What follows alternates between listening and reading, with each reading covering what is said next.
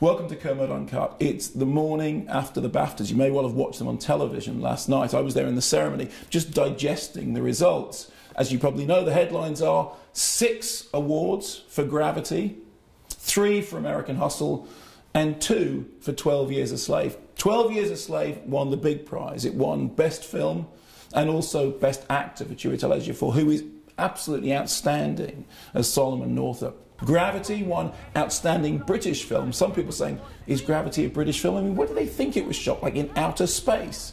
And of course, Best Director for Alfonso Cuarón, who did such a wonderful job. Some people think he's kind of reinvented science fiction cinema.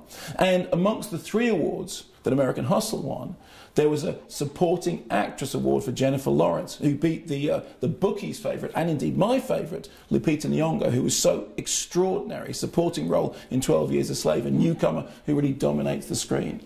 Well, all the headlines this morning are, what do the BAFTAs tell us about the Oscars? Are the BAFTAs an indication of how the Oscars will fall?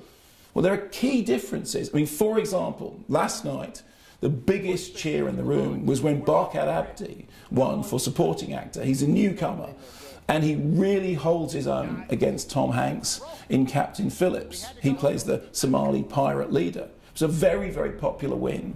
Will that be replicated in America? Well, last night he won, but at the Oscars, he's up against Jared Leto, who I think is still the bookies' favourite for his role in Dallas Buyers Club. Jared Leto wasn't even nominated at the BAFTAs, but he may well win at the Oscars.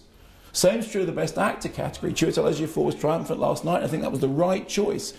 But Matthew McConaughey, who is still, again, the leader as far as the bookies are concerned at the Oscars, wasn't nominated. So it may be a very different result when we get to the Oscars.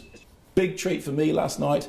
The Act of Killing won Best Documentary. I mean, I think it's such a wonderful film, one of my favourite films of the year, and it was great to see that film win, and a terrific acceptance speech by Joshua Oppenheimer. But of course, when it comes to other award ceremonies, the really important thing isn't what the BAFTAs tell us about the Oscars, but what the BAFTAs tell us about the Kermodes. The Kermodes were set up as an antidote to the Oscars. You know, I had this idea that the Oscar nominations list is always wrong. You can get a better list of winners out of people and films who aren't even nominated for the Oscars. Well, this year, the Oscar nominations list is very good. Most of the films I feel passionately about are indeed represented at the Oscars, but there are still omissions.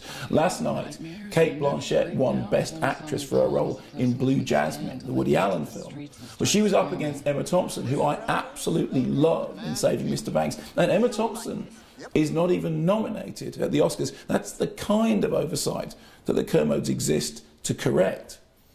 As far as what do the BAFTAs tell us about the state of the British film industry is concerned, as I said before on a previous Kermode Uncut, they tell us that it's in very good shape, whatever it is.